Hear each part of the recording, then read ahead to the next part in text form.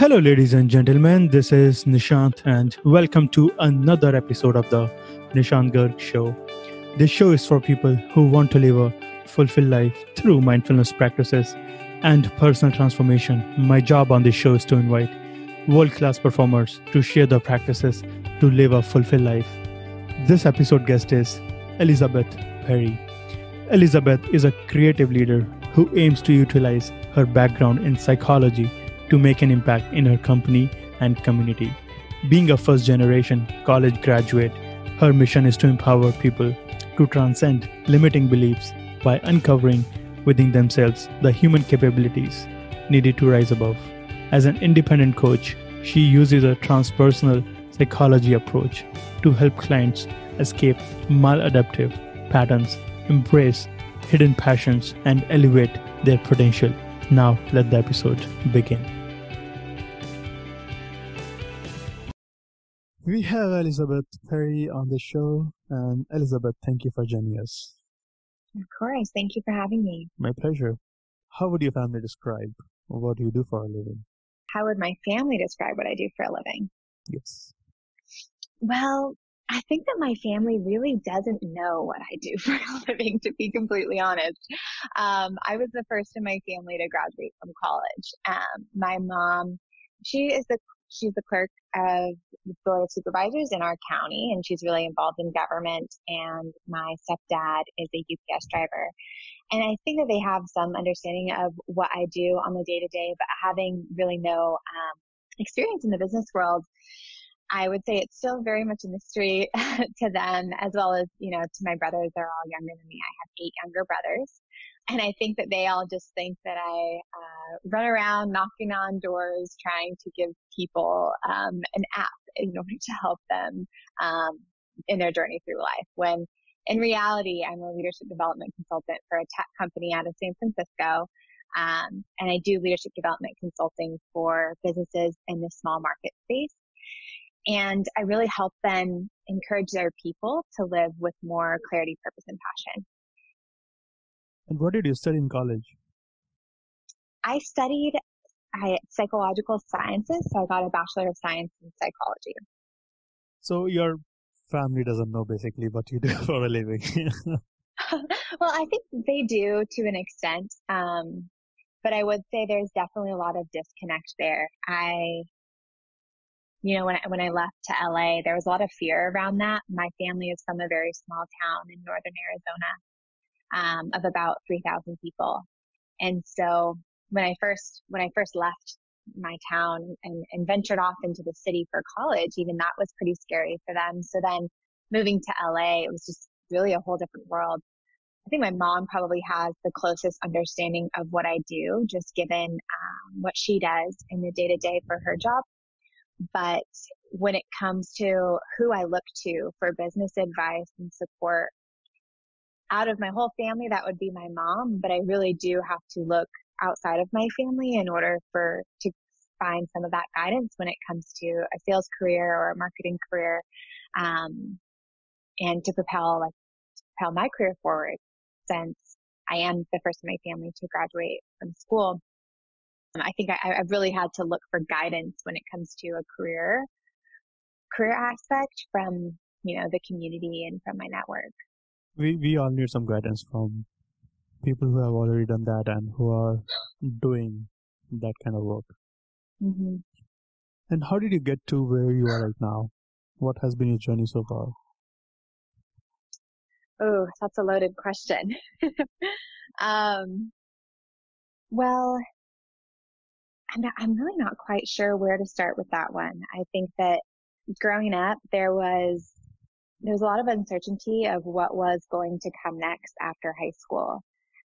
There really wasn't a clear path set out, and I joined a leadership scholarship program called the Cesar Chavez Leadership Institute. And this is where I really met my first expanders for allowing myself to believe that I can do something that has never been accomplished yet before in my family. And that was to go to college. I met so many people through that program who were not only the first in their family to go to college, but even the first in their family to come to the U.S. And so that was really eye-opening for me to allow me to believe that I can accomplish things that I hadn't yet seen done before from anyone who I felt was like me. I'm from a very, very small town in northern Arizona. I'm not sure. Have you seen the Cars movie, the Disney movie Cars? No, I have not. Well, it's a movie about this one stoplight town that just people basically just drive through but never stop. And that's my town. My town was actually the inspiration for that movie. And so not very many people leave. And it was difficult for me when I was younger because I had this desire to do so many big things with my life, but I really just didn't see a clear path of how to get there until I did join this Cesar Chavez Leadership Institute, and I met these people who were expanders for me and showed me how to accomplish things that maybe I hadn't seen done before by people like me. And so I think that's a really big first piece of my journey. After college, Cesar Chavez says, once you take the elevator to the top, you have to be sure to send it back down. And this was something that I held really dear to my heart. So after college, I actually served in inner city elementary schools in Southern California. I was off of 62nd and Gage. If you know South Central LA, you would know where that is, but it's basically in between like Compton, Inglewood, and right smack dab in the middle of South Central. And this was a really eye-opening experience for me, coming from, small town girl going into the city. But I learned so much that year. And I also learned the futility that comes with nonprofit work. I thought that nonprofit was what I wanted to go into. I had ran a nonprofit in college, Camp Kesem. I was the director of our chapter for Arizona State. And I thought that that was my path. But after spending that year serving in inner city LA, I really saw that there might be an opportunity to do more for at-risk populations by taking a step into the business world and perhaps creating my own business someday. And going back to your childhood days, and when you were in college, in your childhood, in your school, in your college, were there moments when you thought powerless and you could not figure it out how to move forward? Because a lot of people go through that powerlessness and we don't know how to move forward. Definitely. I think one of the most powerless moments of my life was when I was 9 years old. My mom went to rehab. She had struggled with a meth addiction in my younger years, and I had to live with my father at that time, whom, I really didn't have a strong relationship with, and he was also an alcoholic. And during this time, I just really felt lost. I didn't know what to do with, I didn't know what to do. I was separated from my family and from my friends and had to live with, my father, but to me, he was a stranger. And during this time, what I found solace in really was what I now call mindfulness, but back then it was just prayer, and I really do see a lot of similarity between prayer and mindfulness. And to me, they are the same. But even my 9-year-old little self would just sit there and just stand in the presence of God and just be and feel so much love and compassion and support in his presence and just in the presence of being. Do you and still pray? Really, I do. I still am, I'm still really connected to my higher power. And I would say that is definitely what got me through that time and every time where What is I this felt. higher power? How would you define this higher power? Well, for me, my higher power is God, and I'm a Christian, so Jesus and the Holy Spirit and the Trinity. And as soon as I say I'm a Christian, I always want to give a caveat there. But if anything, I like to break the mold of what other people think Christians to be, because I am very holistic in the way that I see my higher power. And I love sitting across the table with people who see God differently than me and learning from them. So yeah, but God to me is just Father and Savior and compassionate Lord who is there to care for me and who I can lay my burdens on and just really feel that surrender that we look for.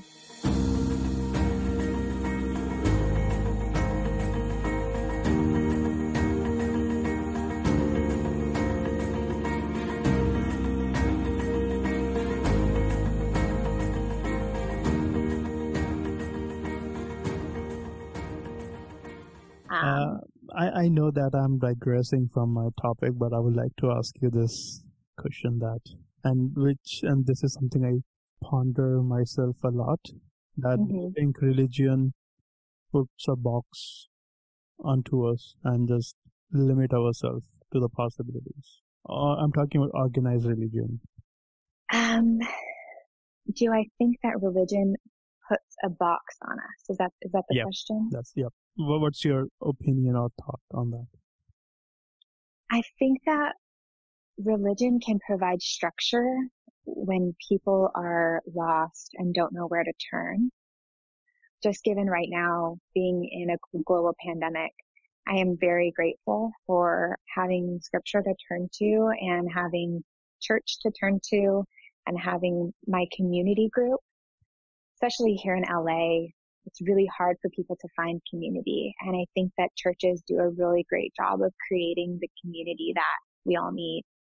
And so I think that if we were to call it a box, I would say that religion provides some structure, I would say, maybe some support themes. But I truly believe that God intends for us to be free. And that freedom releases us from the box that, a lack of awareness and sinfulness provides more than a relationship with your higher power, if that makes sense. I think that living without a higher power in your life is more of a box than you would be if you were living in a religion. Though I do think that there is a transcendence from religion or from religiosity that comes as you mature in your spirituality. But there are a lot of people who are not religious and they are spiritual. They believe in something bigger than themselves. They believe in spirituality. So what do you think about that? It's not a religion, it's something else. I think that that's beautiful. I do. And I think that I definitely don't have all the answers in this area. And I have many friends and family members even who just believe in a higher power of any sorts, and they don't really have a religion that they ascribe to. I would say, for me, just having a church that I go to gives me some structure, but I don't think that everybody needs that. And I can only say what works for me. And I also think that it's equally as beautiful when people have a different connection with their higher power. But I would definitely say I'm not an authority in this subject. Yeah, it totally makes sense to me. And I think following any religion or spirituality isn't bad or good. And I strongly feel what is bad is that, and this is my opinion on this, when somebody says that this particular religion is the only way, be it Christianity, Hinduism, Muslim, and there are people who say that this is the only way. Christianity is the only way to salvation, or whatever you call it.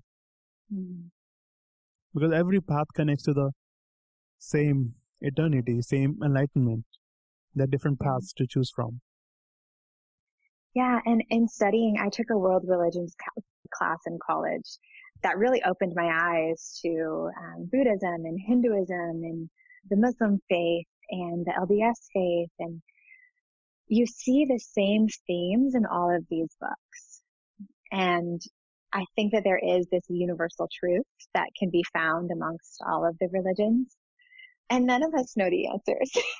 Like we all have, it's called faith for a reason. Like none of us really have the answers. I think you find the answers that work for you in your life. And there will be people in every realm of religion that would disagree with Exactly. me There on is no truth. There is no truth. And what we are speaking of is coming from our own perception, from our own experience. And I was in one book, actually, I read that we try to know God, a universe, but we cannot know. If we are trying to know God, we are putting God into a box, into a concept. I don't know the reality. I don't know. I don't understand everything. It is just there. You just believe. You just have faith. There is something bigger than yourself. You just let go. And it's a practice of. Yeah. You know, yesterday was Good Friday, and I spent some time just reflecting on like what would my life have been like without my faith? And I think that's where it comes down to, just for me personally. And I don't pretend to know what's right for anybody else, but for me personally, I look back on all of these hard moments, and what I leaned on was God and the Trinity and the Holy Spirit, and leaning on the belief that I know that He is good, that He is ever present in my life, and He is always chasing after me, even in those dark moments. And I just know that for me personally, I don't know where I would be without that. And so it's so core to my personal being that that's where my faith comes from.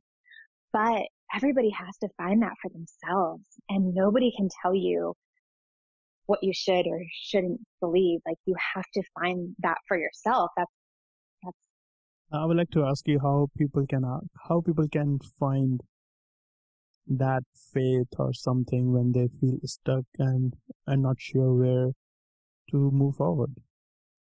I think, honestly, when we're stuck, usually when I'm stuck, I feel like I have a loss of grounding and a loss of ability to just be in the now and be in the moment.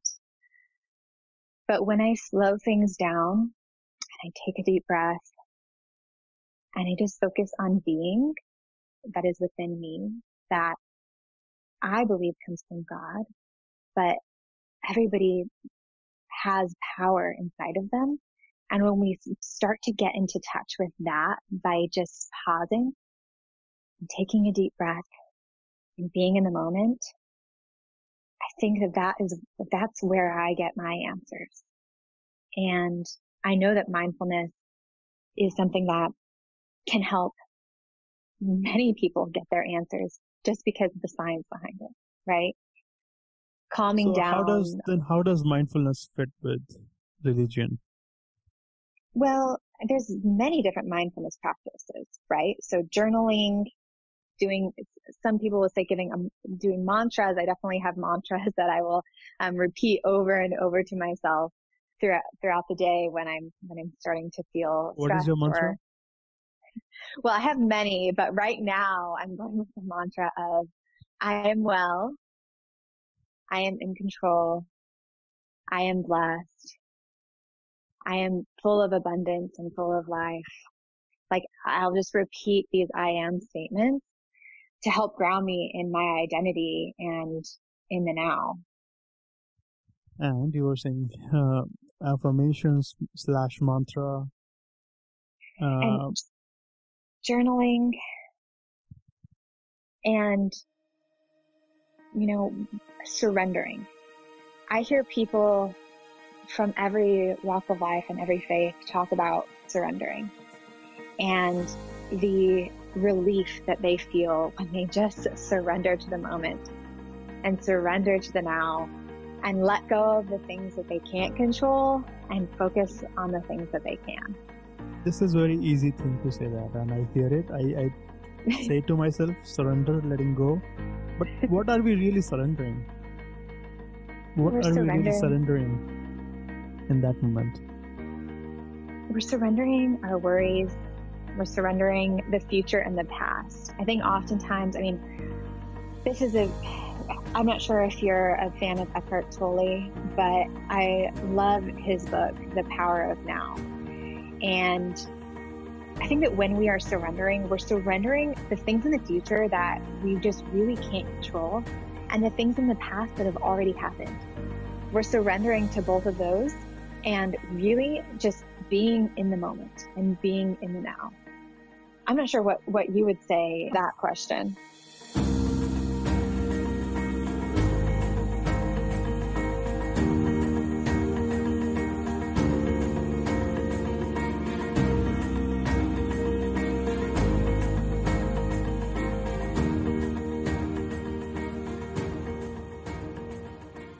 I have known about that book, but I have not tapped into Eckhart Tolle's work. So surrendering, if you ask me this question, I would say surrendering to those fears, worries, and letting go of those attachments. Surrendering those attachments because we get attached to the things, we get attached to the material things. And when we have those attachments, we are not free, we are tied to something. It's an attachment. When we say that when two things are attached, it means they are tied to one another. I visualize this way. And how can I be free? I can be free only when I'm unattached to somebody. And that's what happens in relationships. Parent-child relationship, we all have attachments. We have attachments to our labels. I'm a leadership guru. I'm a podcaster. I'm this and that. And when we get attached to those labels, we identify with that. And when that label goes away, or when that thing goes away from me, it creates suffering because we are attached to those things. And surrendering is a process to really letting go of those attachments and practice constant practice every single day when we get attached. And that's when a lot of unhappiness comes into play. We human beings are seeking happiness, but there is a big obstacle to happiness, towards faith, towards intention. There is this big obstacle.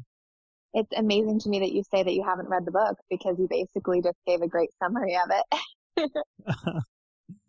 And I agree, letting go of the attachment that we have to material things, to our title, to our outcomes, to our productivity, our identity is so much more than any of that. And oftentimes we get caught up in the everyday happenings and we forget to realize that our identity is beyond that. Like when we separate ourselves from these experiences, from these material things, from these titles, like you mentioned, we're able to really get in touch with our authentic selves and therefore, find true happiness because we're aligned with our purpose and our meaning, which I was actually just on a call yesterday when we were talking about, well, I think that sometimes people overcomplicate what it means to find your purpose and meaning. Every fucking time. It's like, it's not this big thing that we have to unveil, that we have to go through multiple workshops on finding our purpose and meaning. Our purpose and meaning is to be here on this earth in this moment as ourselves. And I think even that question sometimes is it even the right question to ask? Do you know your purpose? Or do you know yourself? Because even our perception of who we are is an attachment to who we think we are versus who we are. Exactly. It's a process of discovering. And when we discover one layer, so coming back to your attachment thing, when we discover that this is this kind of person we are, and the next moment and later on we realize we are not that person, we are something else because we are peeling off another layer. Yes. There's so thousands and thousands of billions of layers between us, our body and our soul, When we peel one layer, there is another layer. Mhm. It's like reality. We don't know the reality, but we have this conditioning programming between us and the reality. And when we remove those layers and conditioning, programming, those old beliefs, then we can get closer to reality. It's like trying to know God. We Mhm. cannot know God. We can just try to mimic God. We can love thy Yeah. neighbor, and people don't do it. And I would say that's where mindfulness and meditation comes in, is how are we supposed to know ourselves if we don't spend time with ourselves? How are we supposed to know God if we don't spend time surrendering and being in his presence? We may never know ourselves. We may never know God, but we definitely won't if we don't spend time just being with ourselves. And I Um, ponder this thing over and over. We talk about knowing God and something. We don't have to know God. Why? We just have to know ourselves and be kind to ourselves. Don't have to judge ourselves for any freaking thing. And then, mhm. be kind, be humble, be loving. That's all. And even Eckhart Tolle talks about this. He says, we don't even need to know ourselves because this race to figure out who we are is a distraction from being, which who we are is our being. That's who we are. And as we try to attach more labels to ourselves, that's just getting further away from who we really are, which is just being. And that is causing unhappiness. Oh yeah. Oh yeah. It's like if, Individualism. if exactly, and somebody is wanting to go from point A to point B, remove the obstacles. If you want to have happiness, remove the obstacles. That's when the gratitude comes into role. What do you think about gratitude? Do you have opinions or thoughts on that piece? It's great. I think that um, when it comes to happiness, there's always somewhere else that you could be or that you want to be. And oftentimes we attribute our happiness to that next thing. But even once you get that next thing, you're not happy because you're going to be attributing it to the next thing. And gratitude is all about savoring this moment and being grateful for what you have right now. And in that, you gain more of an abundant mindset. And when you have an abundant mindset, you're going to attract more abundance. And so it's almost when we're not happy in the moment because we want something else, that's a scarcity mindset, which leads to more scarcity. And so what we think that we're doing is, oh, I don't want to be happy now because I want that, is actually leading to the opposite of what we want. But when we're happy and grateful and find gratitude in everyday life and in what we have right now, that only leads to more abundance. So that's what I have to say about gratitude. Gratitude is my best friend. I'm not sure about you. What's your thoughts on gratitude? I have this painting in my outside my bedroom, and that painting says and reminds me that. And okay, the quote is: "Abundance is not something we acquire. Abundance is something we tune into." Mm. We cannot acquire happiness. We cannot acquire abundance. We cannot acquire gratitude. This is already there in the universe. We just get to tap into that. It's already there in the universe. And it's like 100 patients are running after one apple. I'm paraphrasing this quote from somewhere. Mhm. It's already there, and human beings operate from a place of lack. We Yes. forget that this is a long, infinite game to be on this earth. As long as we are alive, we get to be patient Yes. with ourselves. And gratitude for me is, you know, this is it. And I'm trying to find those golden words to explain gratitude. I practice. Gratitude. Sometimes I don't write it. There are days I may not write 5 bullets or 3 bullets, what everybody suggests. I just repeat it Mm-hmm. to myself every single time, every single moment when I wake up, when I go to bed, whatever I'm doing, I just remind myself that I'm so grateful of living in America. I've come from India. I'm an immigrant boy. Mm-hmm. I remind myself to be living in this land of opportunity. It's a ladder of Mm-hmm. success, and to be alive, you know. And just when I remind myself that I'm already happy, I'm already grateful, I don't need anything else to be grateful, to be happy, to be abundant. I already have it. It's a reminder, constant reminder, and it works a lot when life hits bad times, when the shit hits the fan. Oh yeah, I've been really leaning into gratitude right now during this pandemic. Just being so grateful for the little things, right? The little things that we're not usually in tune with because we're so busy and so scheduled. But right now, like, we get to enjoy those little things. And I've been starting each day, it's funny that you mentioned the writing down 3 bullet points of what you're grateful for, doesn't resonate with you as much, because it doesn't resonate with me as much as well. It does. Sometimes I write, sometimes it doesn't, I don't. Yeah. I think it's a mix for me, but what I've found lately is that just spending 5 minutes at the beginning of my day before my eyes even open in a gratitude meditation, and just basically doing a body scan meditation and being grateful for what my hands can do, being grateful for, where my feet have taken me. That for me is how I can fully embody and experience gratitude. And it's been really impactful to my practice lately. And gratitude gives us an optimistic lens. And even in this pandemic, it's tough for a lot of people who have families, kids. It's a very tough situation. This is contagious, and we can't do anything about it. We can just be aware, be kind to ourselves, be kind to others, and seeking opportunity to learn and grow from it. Mm-hmm. I'm interested. I know that I've seen a lot of people in my network really lean into creativity in this time. And I was wondering what your thoughts are, how mindfulness plays into creativity, and what role creativity plays in your life.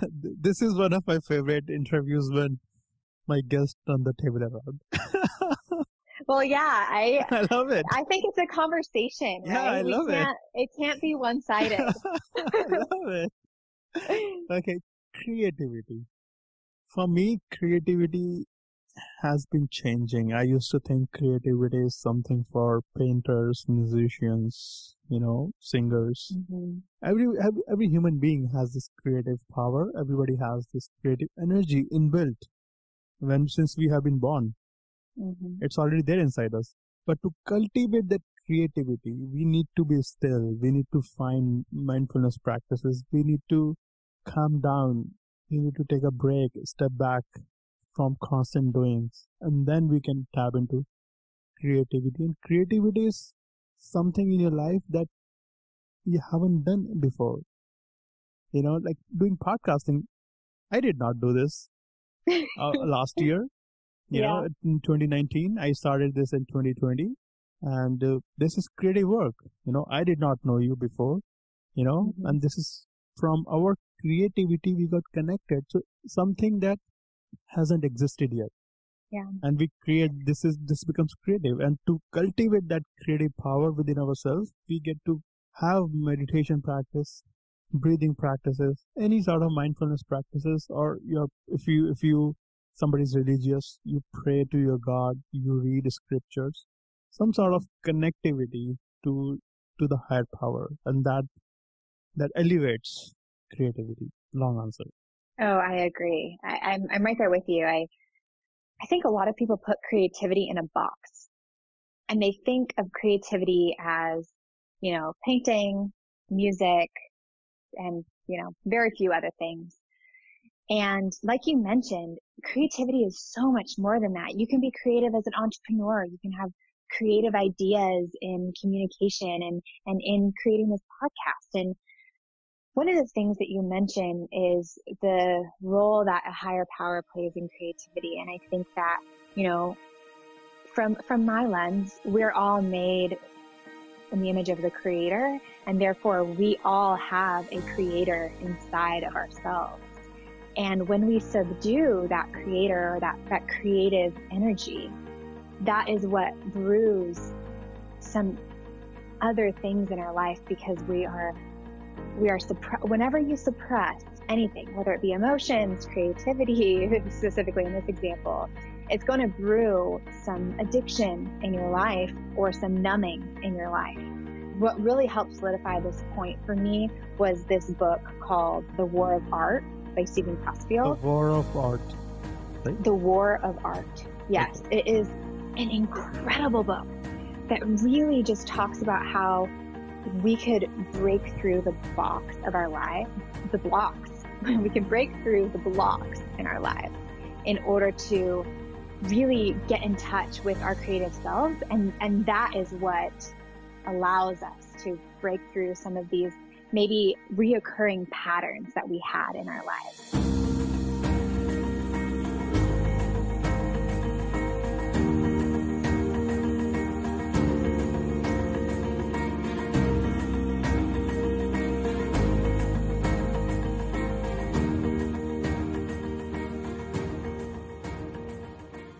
Connecting to this point, I would like to ask you that what blocks have you broke through in your life?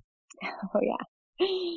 Well, so prior to working in leadership development consulting for BetterUp, which is a company that's founded in positive psychology, I was a broker. I was a health and workers' comp insurance broker.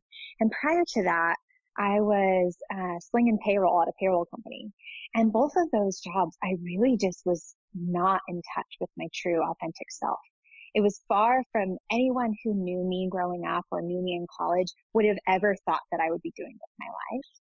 And the reason why I was on that path was because I was just chasing this idea of what everyone else thought was success. Because I had this deep feeling of I'm not enough, you know? And it led to me just constantly being in fight or flight and numbing out this feeling with, you know, achieving, which can be an addiction, with socializing, with going out and drinking with friends. And it all came to a head last year where I got really sick, and it was an infection in my gut, which oftentimes is from stress. Anything in your gut is emotionally related. It led to my appendix bursting, and I was in the hospital for 14 days. I was on bed rest for a month. Was it last year? Last year. I had appendix when I was in high school, when I was 15. Oh, yeah. It's brutal. It's brutal. Yeah. And there was so many other things that were going on that led to me being septic. And this really hit pause on my life. And it was around this time that I also came in contact with this book. And I was reading a lot of books at this time. Another one that I would say would be The Gifts of Imperfection by Brene Brown has really changed my life.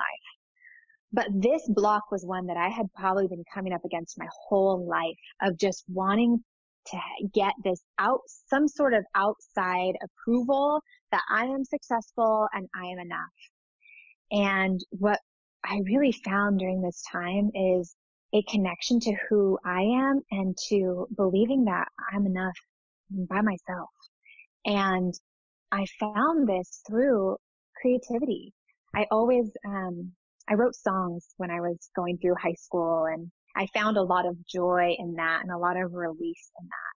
And so I was playing my guitar more. I started designing. I had never designed anything before, but I designed a whole fashion line and while I was on bed rest, and just getting in touch with this creativity allowed me to find like my joy and my purpose, like my purpose in just being, and just being myself and being authentic and vulnerable and creative and getting more in touch with that side of me that I felt like I had just kind of lost by trying to be what everybody else wanted me to be. Trying to please everybody else.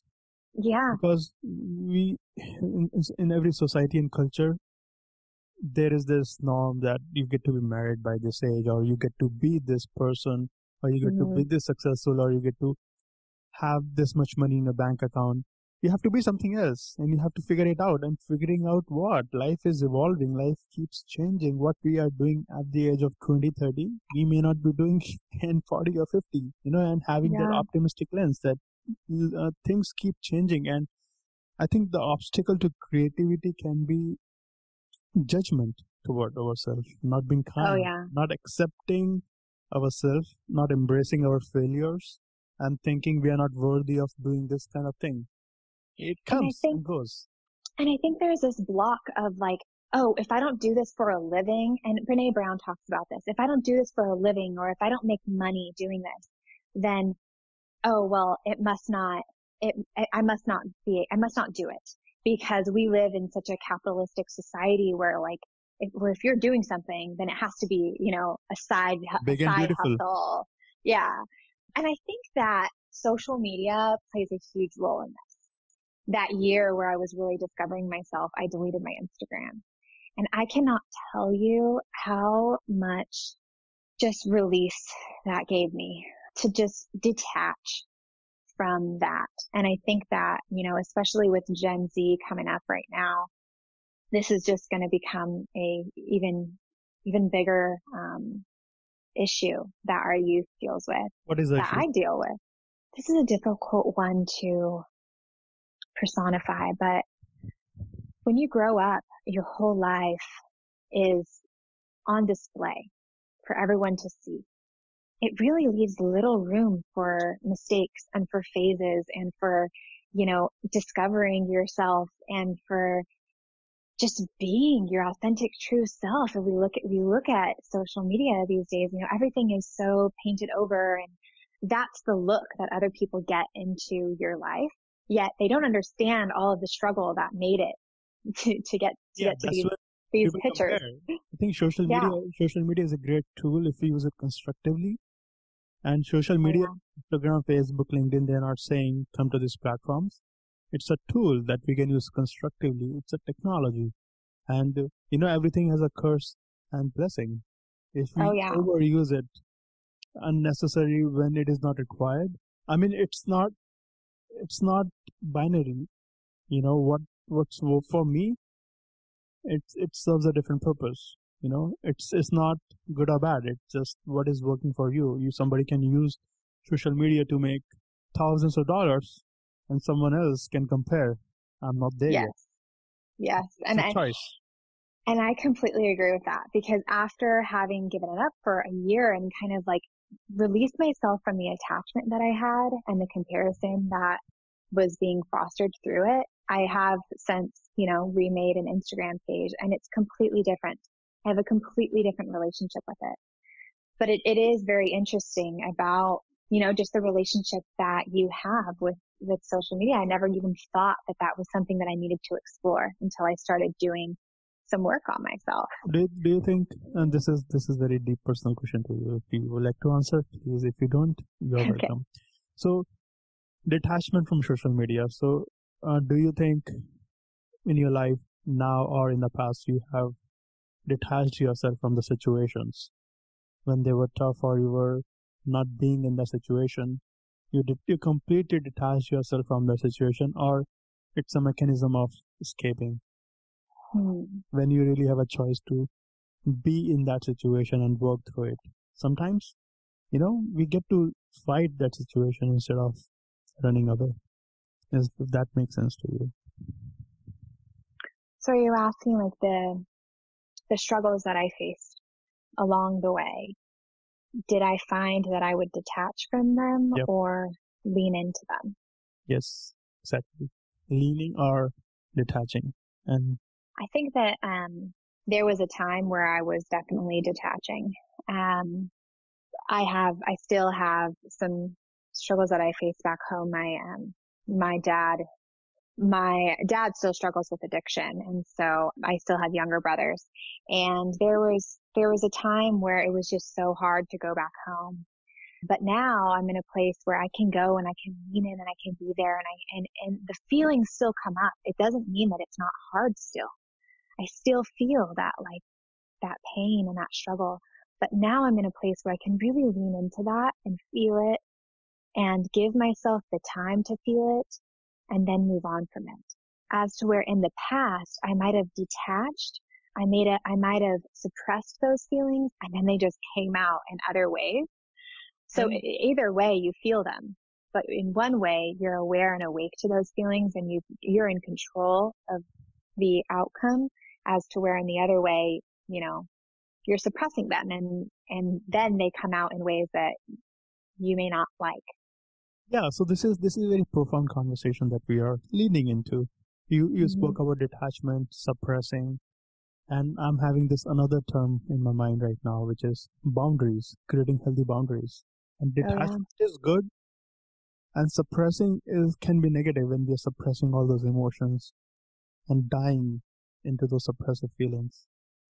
We can create healthy boundaries, around us, with ourselves as well, and with others. And boundaries is more of a positive alignment. I feel that.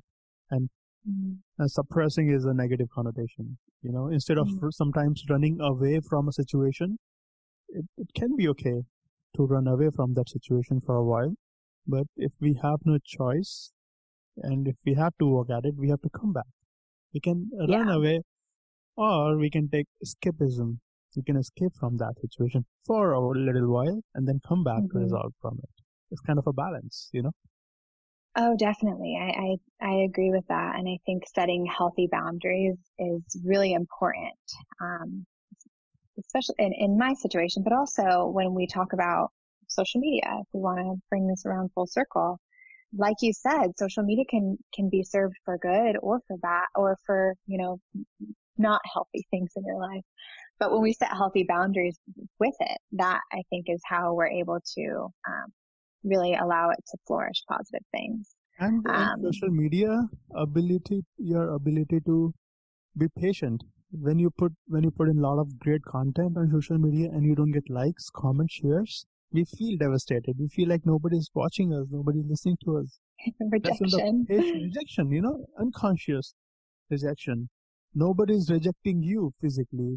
It's an unconscious rejection, and that's when the growth comes. And this is coming from, I would paraphrase this quote from Hindu holy book, Bhagavad Gita. If you have heard of that book, Bhagavad Gita from Hindu holy book, it says, keep doing your efforts. Keep making efforts. Don't be attached to the outcome. Oh, yeah. When you keep putting efforts, keep putting in days, weeks, years and years, you will get to the outcome. You will do something. And in that process, you are learning so many new skills, so many new relationships developing. And it's so funny how the world works, because I spent a year really experiencing those phases of detachment from social media, to where now I can post things and just really have no tie to the outcome. And I think part of that comes to transitioning from a socialized mind to a self-authored mind. I'm not sure if you're aware of the 4 different stages of adult development. There's this book that I read recently called Changing on the Job. Changing on the Job. Yes. Okay. It's all about the 4 different stages of adult development. And many of us in our 20s, 30s, 40s, sometimes all the way into 50s, are experiencing this change from a socialized mind, where we are learning how other people create values and morals, and we're attributing that to ourselves. So we're in this phase, like, you're really looking for outside validation of what you are doing and how you are acting and what your morals and values should be.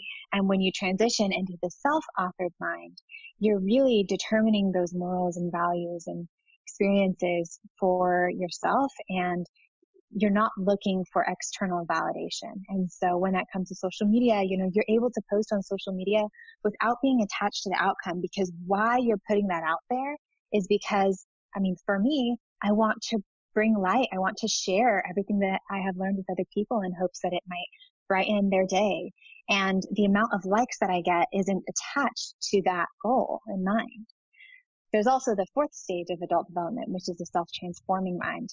And that's where you're able to see the relationship between how the thoughts and views of others does somewhat create your values and morals. And you are just aware of the whole ecosystem of that creation. And you're able to really be one with that.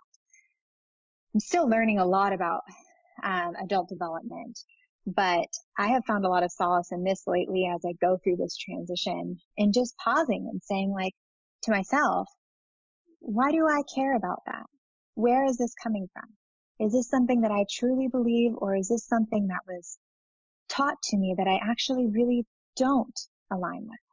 And I think that that's been really helpful in just how I lean into being my authentic self on social media and in life. And authenticity is a process. And to cultivate authenticity, we get to be vulnerable. It's a process, every time. Authenticity is a buzzword these days. It is. Be authentic. Authenticity, vulnerability. Well, before I ask you my last question, Elizabeth, what do you do when you feel unfocused or overwhelmed in your life? When I'm feeling unfocused or overwhelmed, I always start with just taking a deep breath. That good belly breath that helps activate the parasympathetic nervous system and just relax your body and take you out of fight or flight. I've oftentimes will get in this fight or flight mode, and I just start with a big, deep belly breath. And sometimes that's enough, but sometimes I got to get outside and just ground myself in looking at nature, going for a walk, definitely leaving my phone behind when I go on this walk. Digital detox. Digital detox, 100%, so needed for all of us, but I think especially for Gen Z and millennials. And so Gen Z is the generation that comes after millennials. Okay, I don't know who I am. Anyways, I'm practicing. But anyway, just getting outside, going for a walk, getting in touch with the sounds and the things that I'm seeing and what I'm feeling and just being. And when I do that, everything else kind of seems to fade away. It's not as big of a deal. Compassion, authenticity, ability to feel vulnerable, attune to your emotions, not suppressing it. It requires a lot of self-compassion too, because especially when you're in the middle of the workday and you have deadlines that need to be met yesterday, but you're feeling overwhelmed, you got to have some self-compassion and just be like, you know what? I have got to do this for me right now. And this is hard and I'm going to get through it, but I need to take a second. And I've been feeling that a lot lately. It's really weird how the world works, but I just recently got somewhat of a promotion to social strategy manager for my company, where I'm now in charge of LinkedIn, Instagram, Twitter, which I just find hilarious because I spent all of last year detaching myself from these things. Interesting. Yeah. I've been seeing a lot of just very miraculous things happening in my life since I started to lean into abundance and mindfulness and gratitude. And it's if I wasn't really in tune to it, maybe I wouldn't even know that it was miraculous. Great. But yeah, go ahead. And Elizabeth, where people can find you online? Yes. So my website is startwithep.com. I am a transformational life and leadership coach, so you can feel free to contact me there. Also, my Instagram is Life of EP, as well as my Twitter is Life of EP. And then on LinkedIn, my name is Elizabeth Perry. What is your Instagram? Instagram is Life of EP. P is in Paul. Finally, you got the Instagram this year. Yeah, I'm back on it. Don't have very many followers, but it's just really great being able to put stuff out there and really feel no attachment to it. Great. Well, Elizabeth Perry, thank you so much for being on the show. Thank you. This was a really, really great experience, and I've loved learning from you through this process as well. I'm just really happy we were able to do this. Thank you again. Thank you so much.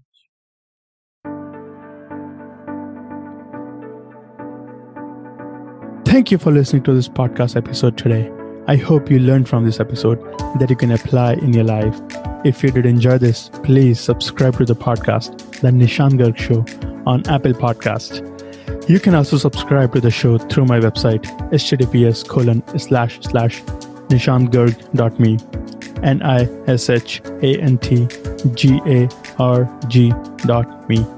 You can also share this podcast with your family and friends or whoever want to feel fulfilled. And thank you so much again.